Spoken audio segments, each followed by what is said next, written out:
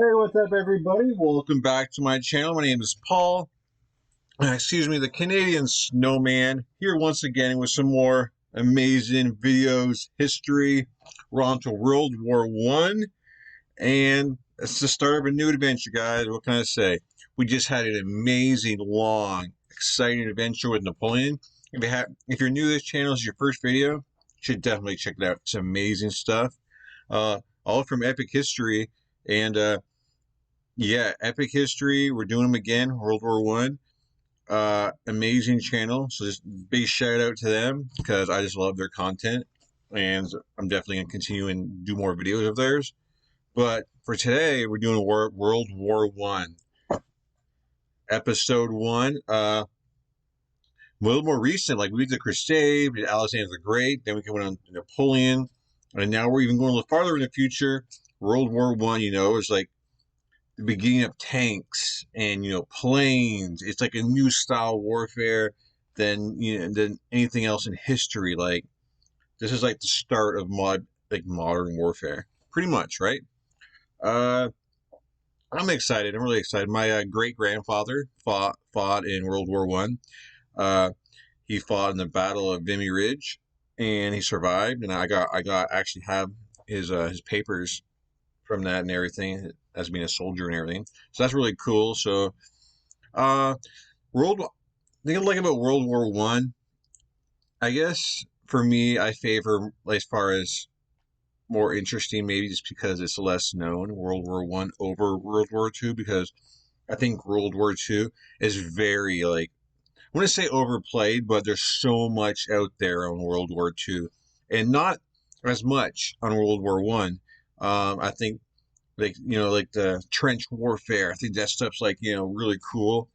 I mean, might not be exciting to some people, but I just think just the fact that people are basically 100 yards apart in their ditch, and just the conditions on that, man, those poor soldiers.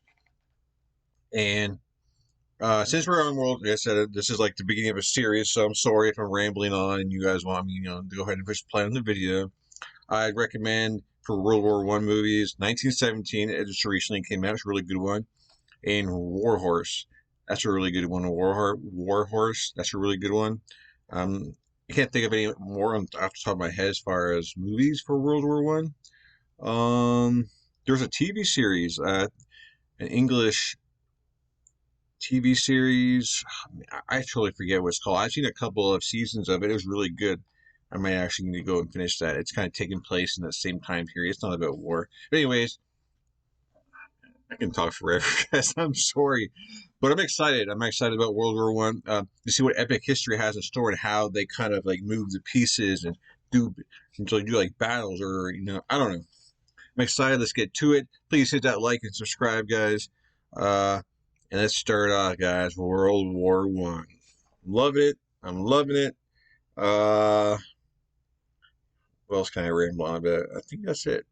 I appreciate you guys here watching, and welcome back to all you guys from the Napoleon series and Alexander the Great series. Welcome back if you're still along for the ride, and welcome all the new people. We have a lot of fun here, and love the feedback in the comments. But anyways, let's get to the video. Let's get to the video. It's the first one, man. I'm excited. I gotta say something, right? All right. Yes.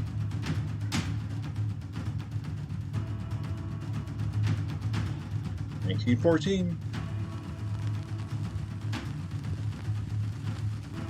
Europe goes to war. 1914. The great powers of Europe are divided into two rival alliances. The Triple Entente, France, Britain, and Russia, united by fear and suspicion of Germany, Europe's new strongest power. And the Triple Alliance, Germany, which fears encirclement by its rivals, Austro-Hungary, clinging on to a fragile empire, and Italy, seeking gains at French expense. The spark comes on the 28th of June, in the city of Sarajevo. Archduke Franz Ferdinand, heir to the Austro-Hungarian throne, is assassinated by a 19-year-old Slav nationalist named Gavrilo Princip. Austro-Hungary accuses its Balkan rival Serbia of having aided the assassin and sends an ultimatum demanding humiliating concessions. Serbia rejects the ultimatum, and Austro-Hungary declares war. Within hours, Austrian forces are shelling Belgrade. The Russian Tsar, Nicholas II, feels honor-bound to defend Serbia, a fellow Slav nation, and orders the Russian army to mobilize. There you go. German Emperor Wilhelm II. It's like anytime Russia gets involved, man, it's like it's just a huge country, and they just have millions of people, dude. So you think that I guess they can't really get them on their side, but I don't know. I don't know where I was going with this, but like, see, Russia always seems to be a big factor in the wars. At least like in the 21 and I know World War II.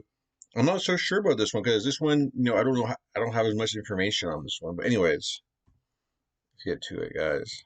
Army to mobilize. German Emperor Wilhelm II has promised his support to Austro-Hungary.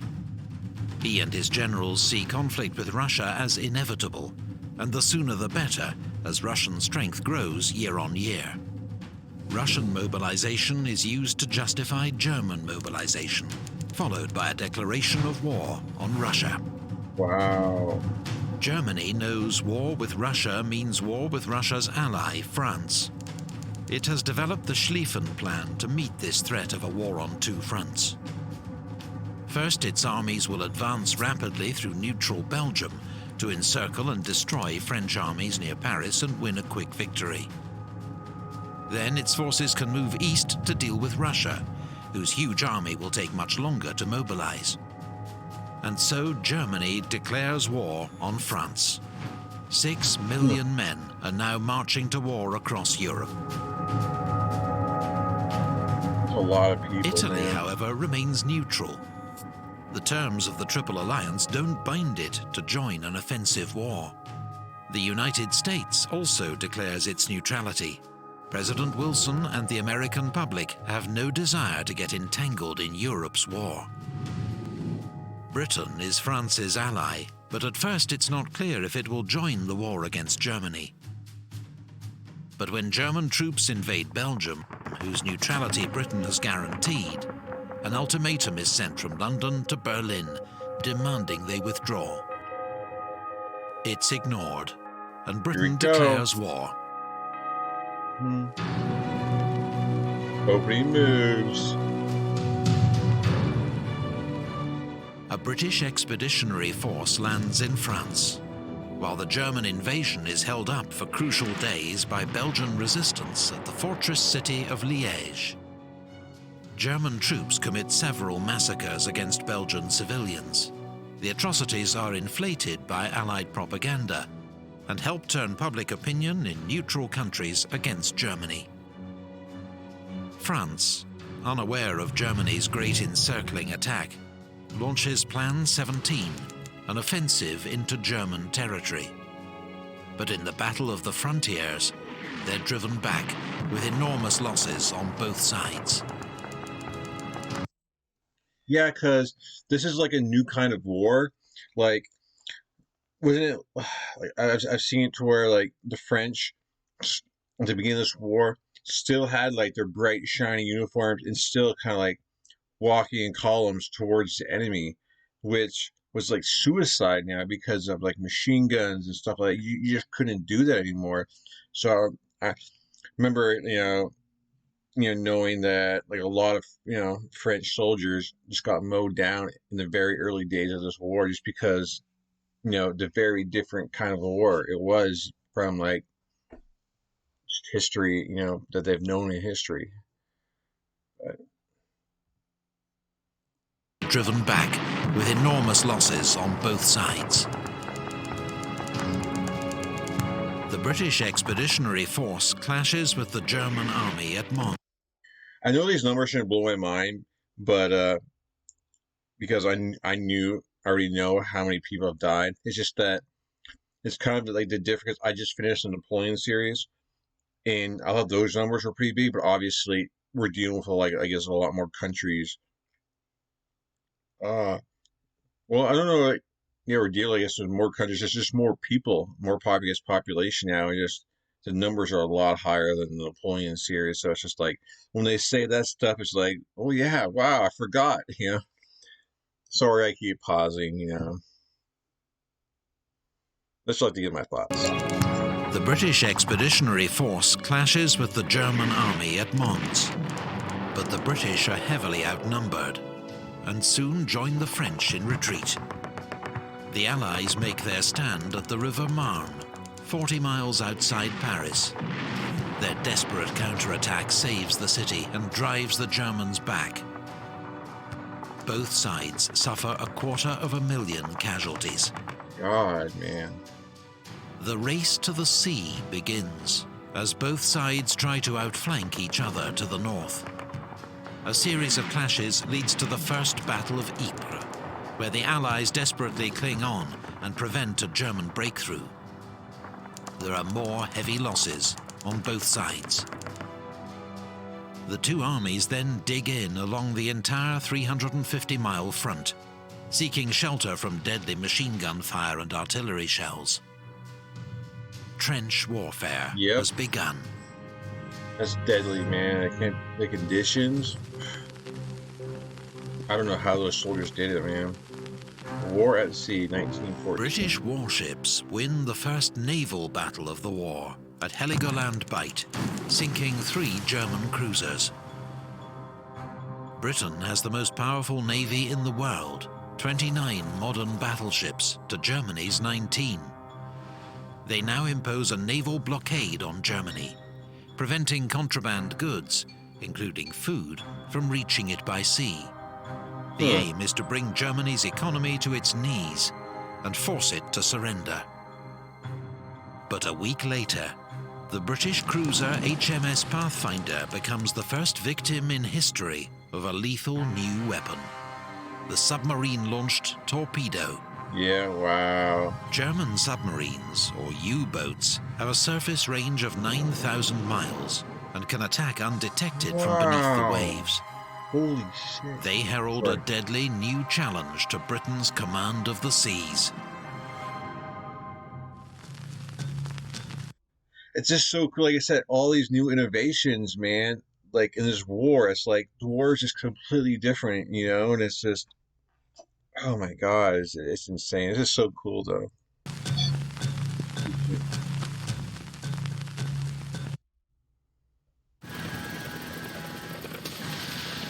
Yeah, we're just gonna ignore what's going on right now. Yeah. On the Eastern Front, Russian armies invade East Prussia, but they blunder into disaster at the Battle of Tannenberg, where General von Hindenburg and his chief of staff, Erich Ludendorff, mastermind a brilliant German victory, taking 90,000 prisoners and destroying an entire Russian army. Damn. The Russians contribute to their own defeat by transmitting uncoded wireless messages. A second massive German victory at Masurian Lakes forces the Russians into retreat. In just 6 weeks, the Russian army suffers nearly 250,000 casualties. Meanwhile, Austro-Hungary's invasion of Serbia suffers a humiliating reverse at the Battle of Tser. Austro-Hungary's offensive against Russia also ends in disaster and retreat, with the loss of more than 300,000 men. Yeah. The fortress town of Przemysl is cut off and besieged by the Russians. The Germans are forced to come to the rescue, launching a diversionary attack towards Warsaw. It leads to weeks of brutal winter fighting around the Polish city of Łódź, but there is no clear winner. Meanwhile, the Turkish Ottoman Empire has joined the Central Powers, declaring war on its old enemy, Russia. Damn. Turkish warships bombard the Russian ports of Odessa and Sevastopol, while in the Caucasus, Russian troops cross the Turkish frontier. World at war, baby. Beyond Europe, the war rages on the world's oceans and in far-flung European colonies. German troops cross into British East Africa, modern Kenya, and occupy Taveta, while Allied forces seize the German colony of Togoland, modern Togo. So like I said, this is the kind of stuff that you kind of forget, or you just don't realize that it really was like a world war. Like there's just like you don't think about Africa like at all when it comes to the world wars, but man, there was conflict going down there, and it's just kind of crazy how just how widespread everything is. But British forces invading German Cameroon are defeated at Garoua and Nsangakong, while a 3,000-strong force attacking German Southwest Africa, modern Namibia, is captured at Sanfontaine. A month later, British landings at Tanga end in chaos and defeat at the hands of a much smaller German force led by Colonel von Lettow-Vorbeck. Wow. Cut off from Germany, Lettow-Vorbeck goes on to wage a highly successful guerrilla war against the Allies, tying down huge numbers of troops. In Asia, Japan honors its treaty with Britain and declares war on Germany. Japanese forces go on to seize the German naval base at Tsingtao. The German colonies of Samoa and New Guinea surrender to troops from New Zealand and Australia. But in the Pacific, off the coast of Chile, German Admiral von Spee's powerful East Asia squadron sinks 2 British cruisers at the Battle of Coronel. Wow. Both ships are lost with all hands. 5 weeks later, he runs into a British naval task force at the Falkland Islands. 4 of the 5 German cruisers are sunk. Von Spee goes down with his flagship. Yeah. Meanwhile, in the Middle East, British troops seize control of the Ottoman port of Basra, securing access to the vital Persian oil that fuels the British fleet. Winter time. Jeez. That winter, Austrian troops finally capture Belgrade. But the Serbs then counterattack and drive them back once more. The fighting in Serbia has already cost around 200,000 casualties on each side. In the North Sea, German warships mount a hit-and-run raid against English coastal towns, shelling Hartlepool, Whitby, and Scarborough, and killing more than 100 civilians. Damn. On the Western Front, the French launched their first major offensive against the German lines. But the First Battle of Champagne leads to small gains at a cost of 90,000 casualties. While in the Caucasus, an Ottoman offensive through the mountains in midwinter ends in disaster at Sarikamish. Turkish casualties total 60,000, many frozen to death. On the Western Front, that first Christmas is marked in some sectors by a short truce and games of football in no man's land, the killing zone between the trenches. That's a nice respect.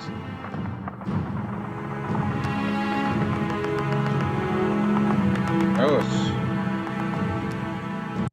wow. So I forgot, these videos are a lot shorter than I've been used to with the Napoleon series, a lot shorter. So wow. But yeah, just basically got everything started, kind of got like all the pieces in place.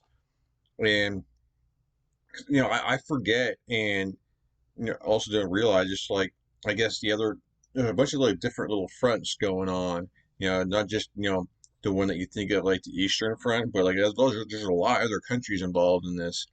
So it's very interesting. I'm glad they the first episode was kind of getting all the pieces in place, and I guess now probably to move on to like probably the bigger battles, the push and pull of the army, of each side. But I definitely like the opener, to kind of get us into it, get us prepared. So that was pretty cool. Hope you guys like it. Hope you guys are excited for this series like I am.